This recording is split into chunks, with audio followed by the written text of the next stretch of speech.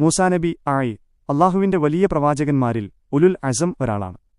അല്ലാഹുവോട് നേരിട്ട് സംസാരിച്ചതിനാൽ കലീമുല്ലാ എന്ന പദവിയിലും അദ്ദേഹം അറിയപ്പെടുന്നു. ജീവിതചരിത്രം ചുരുക്കത്തിൽ ജനനവും വളർച്ചയും ഈജിപ്തിലെ ഫറോവയുടെ ഫിർഔൻ ഭരണകാലത്താണ് മൂസാനബി ജനിച്ചത്. ഇസ്രായേൽ സന്തതികളിൽ ജനിക്കുന്ന ആൺകുട്ടികളെ കൊല്ലാൻ ഫിർഔൻ ഉത്തരവിട്ടിരുന്നതിനാൽ ഉമ്മ മൂസാനബിയെ ഒരു പെട്ടിയിലാക്കി നൈൽ നദിയിലൊഴുക്കി.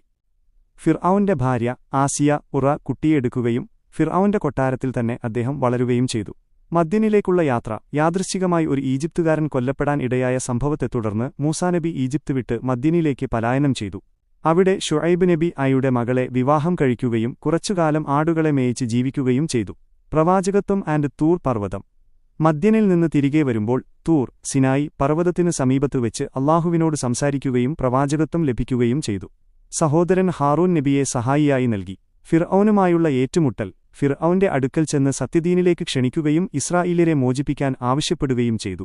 അല്ലാഹു നൽകിയ വടിപാമ്പാകുന്ന മുഅ്ജിസത്ത്, അദ്ഭുതം, പ്രകാശിക്കുന്ന കൈ എന്നിവ മൂസാനബി കാണിച്ചുകൊടുത്തു. ചെങ്കടൽ പിളരൽ ഫിർഔൻ വഴങ്ങാതിരുന്നപ്പോൾ മൂസാനബിയും അനുയായികളും ഈജിപ്തിൽ നിന്ന് രക്ഷപ്പെട്ടു. പിന്നാലെ വന്ന ഫിർഔനെയും സൈന്യത്തെയും അല്ലാഹു ചെങ്കടലിൽ മുക്കി നശിപ്പിച്ചു. മൂസാനബി വടികൊണ്ടടിച്ചപ്പോൾ കടൽ വഴിയായി മാറി. തൗറാത്ത് ഗ്രന്ഥം ഇസ്രായേല്യർക്ക് വഴിനടത്താനായി അല്ലാഹു മൂസാനബിക്ക് തൗറാത്ത് എന്ന വേദഗ്രന്ഥം അവതരിപ്പിച്ചു നൽകി. ശരീരപ്രകൃതി ഹദീഥുകളിൽ പ്രവാചകവചനങ്ങളിൽ മൂസാനബി യുടെ ശരീരപ്രകൃതിയെക്കുറിച്ച് വിവരിച്ചിട്ടുണ്ട്. ഉയരമുള്ള ശരീരവും ഉറച്ച കാട്ടറുമുള്ള പ്രകൃതമായിരുന്നു. ഗോതമ്പ് നിറത്തോടുകൂടിയ അല്പം തവിട്ടുനിറം കലർന്ന ചർമ്മം. ചുരുണ്ട മുടിയുള്ളയാളായിരുന്നു.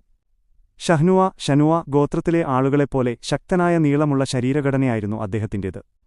മഖ്ബറ ഖബർ സ്ഥിതി ചെയ്യുന്ന സ്ഥലം മൂസാനബി യുടെ ഖബർ സ്ഥിതി ചെയ്യുന്നത് ഫലസ്തീനിലെ ജെറിക്കോ നഗരത്തിനു സമീപമുള്ള മഖാം നബി മൂസ എന്നറിയപ്പെടുന്ന സ്ഥലത്താണ്. ഇസ്രായേൽ സന്തതികളുമായി തീഹ് മരുഭൂമിയിൽ കഴിയുമ്പോഴാണ് അദ്ദേഹം വഫാത്തായത്.